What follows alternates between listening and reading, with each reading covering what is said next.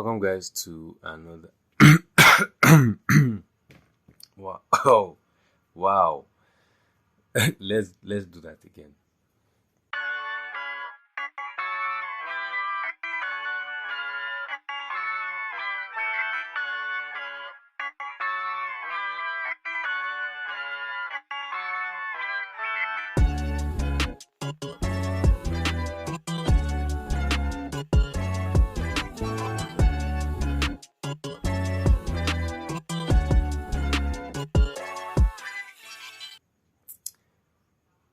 Welcome, guys, to another episode of the Unscripted Truth with Joshua Dodo. Happy New Year to everybody. It's a new year. It's a fresh start. It's an opportunity to be better, to do better, and to keep on keeping on. It's 2026. I don't know about you, but I'm excited because this year for me is going to be a really good year. I'm going to eat so good this year. Like, I'm going to eat so good. Oh my god, I can't even wait. You people are not ready. You guys are not ready. I'm coming heavy. But yes, it's a new year and it's a new opportunity to restart. It's a new opportunity to execute those plans that you've made, if you have any or if you've made any, because the good thing about starting afresh is that you can rewrite certain narratives about who you are or what you do. You can literally change the trajectory of the direction which you were going towards, and you slow down, you process, and then you move forward instead of focusing on speed and trying to accomplish things quickly. You now focus on making the right choices and moving towards the direction that God wants you to be in, and the one which your heart also aligns with. So it's not about, and there's a saying that goes, moving fast doesn't really kill anyone. It's coming to a quick stop that does, which makes sense. If you're moving fast and you're dodging obstacles, you're on a straight line, and you're not making any sharp turns, moving fast is good, and you know where you're going to. Moving fast is actually advised. Move fast. Like, what? There's no excuse for you. But then the problem there now is you're moving fast. When they say, "Oh yeah, stop," or when something happens that you have to stop, you can't just stop on the go. You have to start slowing down till you come to a stop. Because if you do come to a stop like that, number one, it's not possible, or it's possible, but it's fatal to come to a kind of stop. Like you're moving at, let's say, 150 kilometers per hour, and you come to a sudden stop. I'm sorry, but if the grace of God and God is not yet done what He's doing in your life, you're going to go and meet Him. Simple and short. You're moving at that speed and you come to a quick stop. It either means you ran into something or you ran into something. There's no other explanation, because you can't just stop on the command that says stop. You can't just stop. It's fatal. You can't do it. But let's not go into Formula One. The reason why I'm saying this is that we're in 2026 and there's the saying, new year, new me. Let's leave that common cliche behind. You are not a new person. The only time you become a new person, a new creation, is when you give your life to Jesus Christ. Behold, all things are passed away, and you become a new creation in Christ, and that's the only thing that makes you a new creation, a new creature. So, you can say New Year, say me, but with different goals, whatever. I really don't care how you brand it. Just shall become a better person and have Jesus on your side and operate in the spirit. Like if I'm right, I think Romans 8 verse 6 says to operate in human nature results in death. To operate in the spirit gives life and peace. And honestly, those are the two things I'm looking for in this life, alongside money. But if you don't have peace and you're not alive, you can't have money. So yes. So going into 2026, I'm trying to ensure that we do not move with speed in the wrong direction. We're trying to measure success in 2026 and know how we can plan to not fail. Realistically, it's past the half of the year, and a lot of people have even started working on the plans that they've made through last year, and that's good. If this is you, fine. If you haven't started, the best time to plant a tree was a couple years back.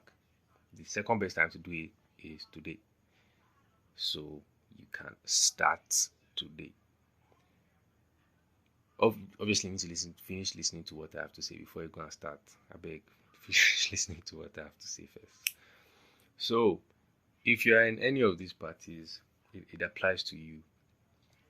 And I'll just streamline it into two things, which is the two metrics that you would use to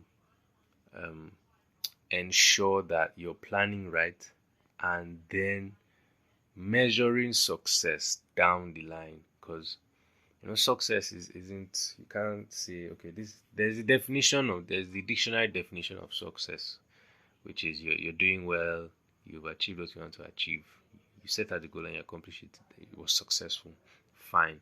But then the underlying thing is, where's your mind at after accomplishing that thing?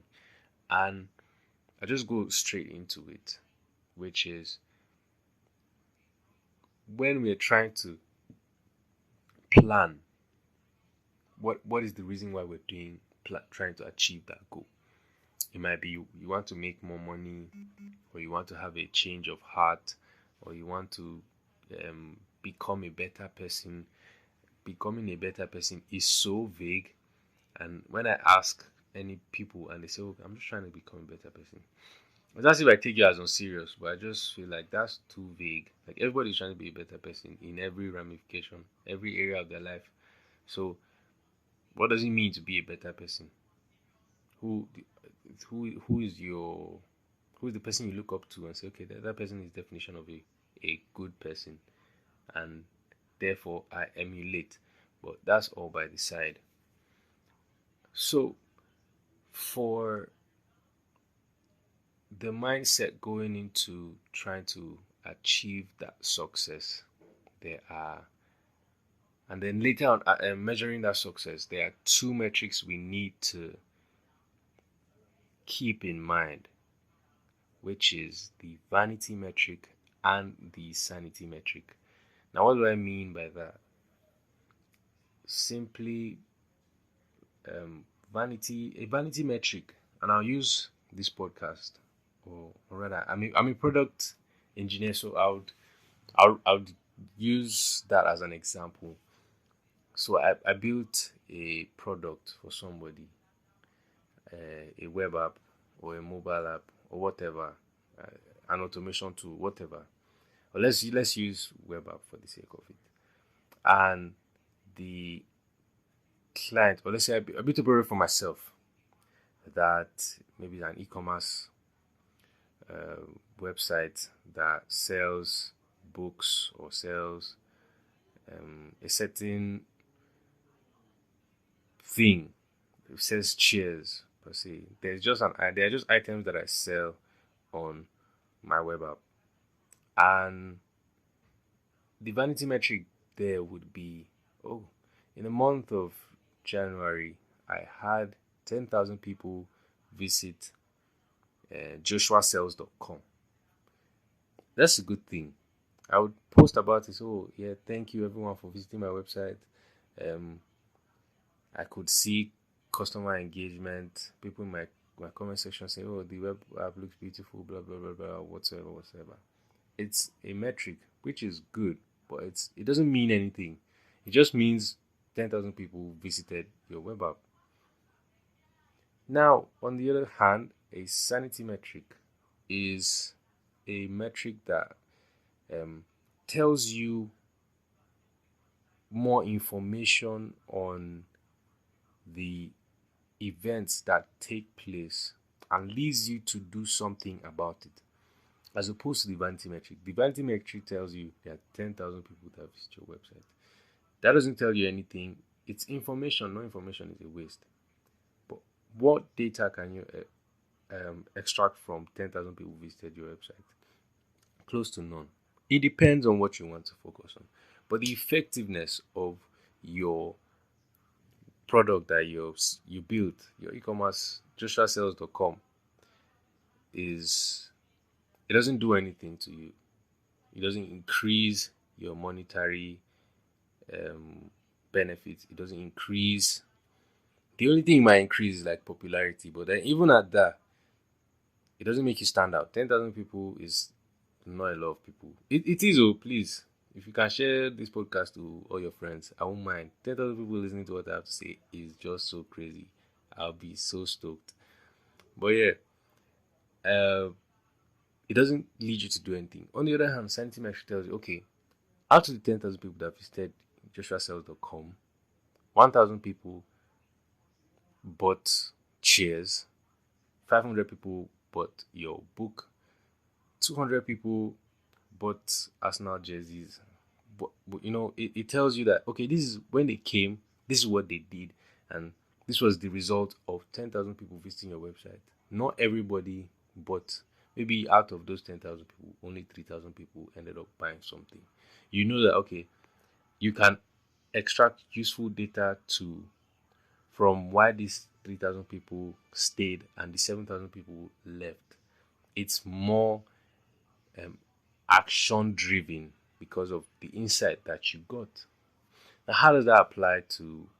You can apply that to anything. Like my podcast now, 200 people listen to what I have to say, and then maybe like just 5 people are getting transformed by what I have to say. The first one is a vanity metric because 200 people are listening to what I have to say. On the other hand, the sanity metric is, okay, 3 people are actually becoming better. If I could talk and 3 people's lives actually get better, I'll be so happy because like I was instrumental. I played a part. Obviously, I wasn't the one that changed you. The Holy Spirit did that. I'm not the Holy Spirit. I know they contend with God. Please. So, those are the things we need to put. Those are the 2 metrics you need to put in mind when measuring success, because you made your plans already. You're moving towards a direction, and now it's the shape of your heart that makes you understand which is which. I want to be intentional with building relationships this year. Why? The vanity metric says at the end of the year, oh, I established my relationship back with an old friend of mine. I was fighting with one of my relatives. We've settled. I started talking to people outside. What then happened? What could you extract from that information? Now, sanity metric says, oh, I fought with my friend, but then we settled. We've been fighting for like past 2 years. We settled this year, and now we talk more often. We're more open with each other. I have a genuine relationship now because I was intentional with strengthening my relationships this year. Oh, I want to make my first million this year. I made my first million this year. Oh my god, it's like still October and I made my first million. That's so nice. That's your vanity metric. What do you do? Why did you make that money? I know money is iffy. You say, okay, it's money, like you've made money. There's no need for vanity, sanity. I have made the money. The talk has finished. But then that obviously money that comes is money is going. Money, what did I just say? Money that comes, money that has come will eventually go. I don't even know what I just said then, but excuse me. Money that comes will eventually go. It depends on what you do with it. Why did you want to make that first million? Was it to boast? Was it to, say, okay, yes, I set out a goal and I could achieve it? That alone self is valid enough reason. If you don't even have anything to do with that 1 million, the fact that I said I could make 1 million this year and you went on to do it, props to you in the future. Congratulate you, everybody who make their first million this year, myself included. And just for the just putting it out there, all of you, all of you that if you don't make your million, if I make my first million before you, I've cut people off. So people should also keep grinding. If not, Kai, I need to pay me, but I've reached a level now. I need to change my cycle. Like I can't be rolling with 10K guys. No way. But that's besides the point. Um, so any goal you want to achieve, I think the main reason behind it is the shape of your heart whilst achieving it. Um, I gave two, three instances. Oh, Joshua, I want to have 1,000 listeners by the end of the year. Okay, and why do you want 1,000 people? Okay, it's good for publicity. It's good for it means more people are listening to me. It means outreach. I can be of help to people.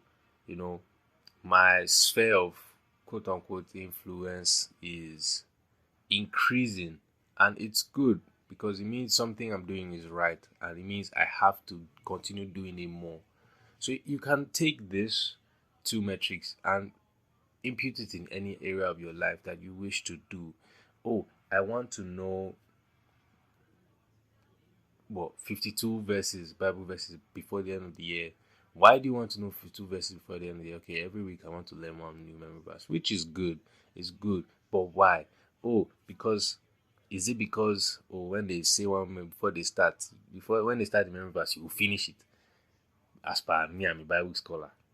Or you want to know it so that in times of trouble or in times of success, in times of victory, depending on situations of your life, you know that you have a bank of verses stored in you that could help you celebrate or come out of a certain thing or a certain place or remain steadfast.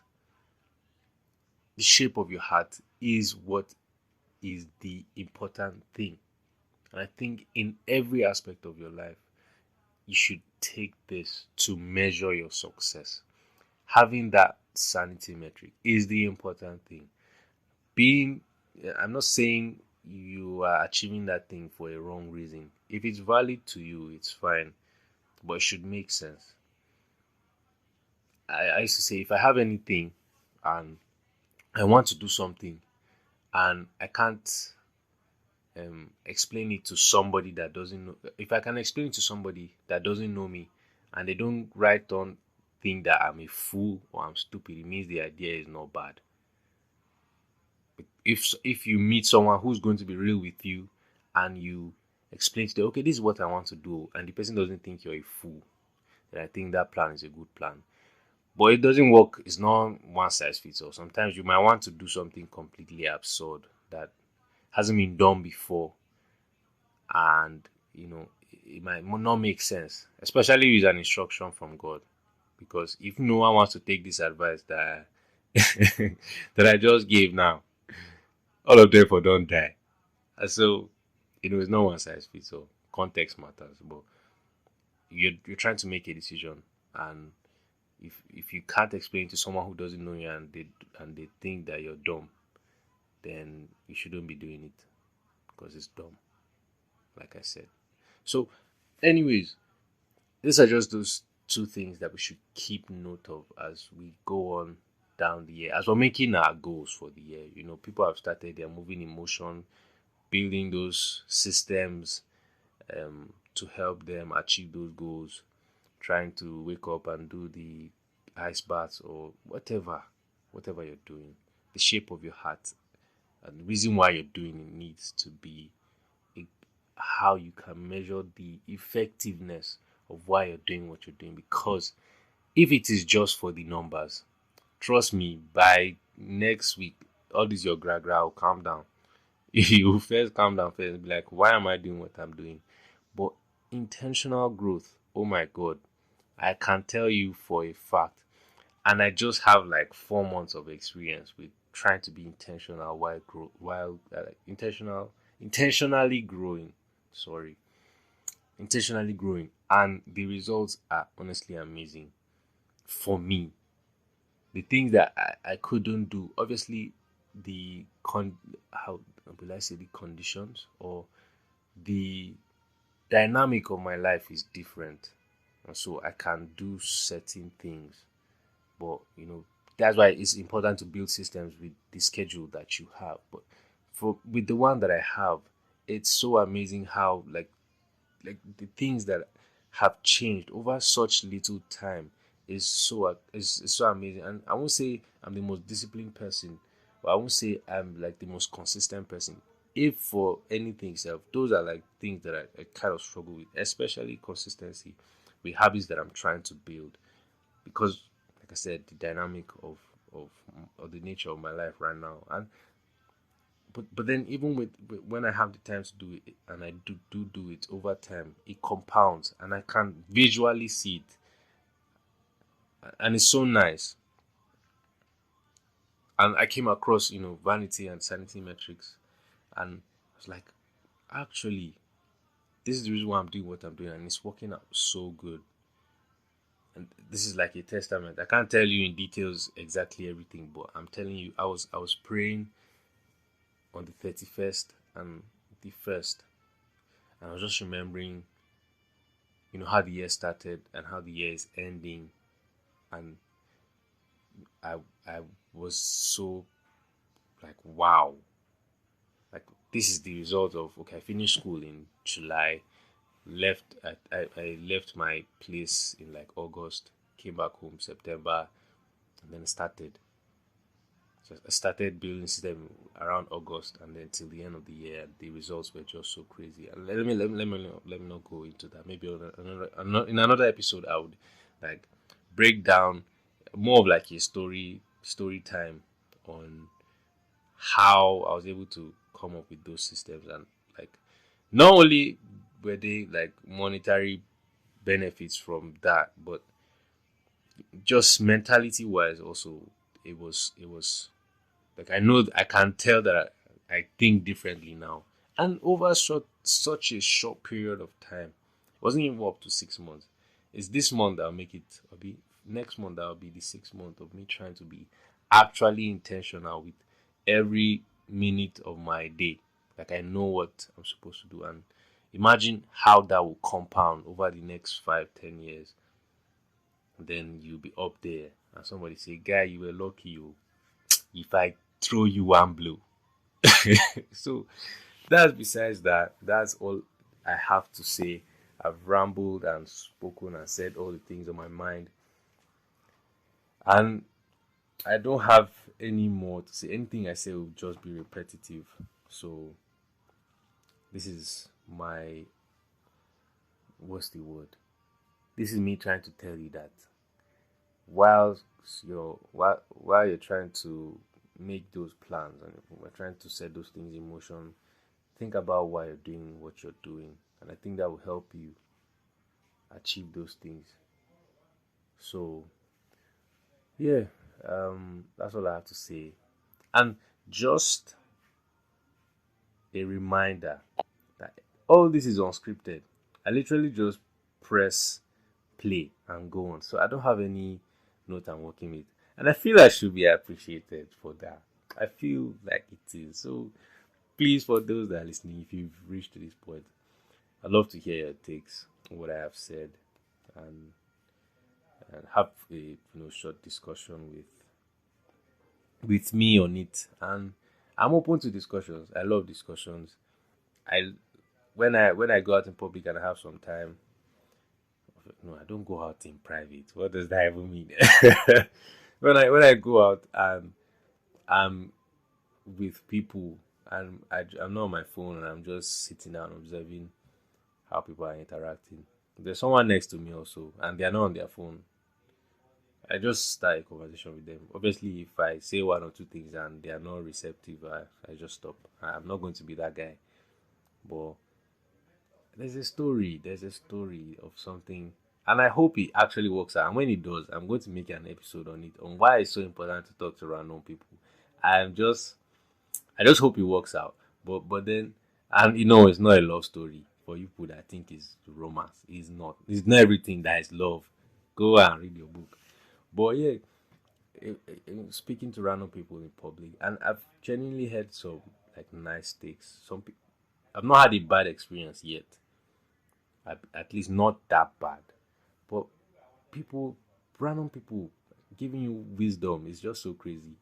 And I think we should do that. We should start doing that. Leave your phone. That person you're talking to, you will not marry him. And if you're married, well, talk to him. You're like you're married to him or you're married to her.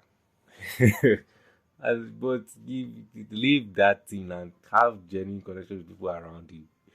But yeah, that's that. That's all I have to say for the second time and hopefully for the last time. So this remains the unscripted truth with what did I just say like this? This remains the unscripted truth with Joshua Dodo.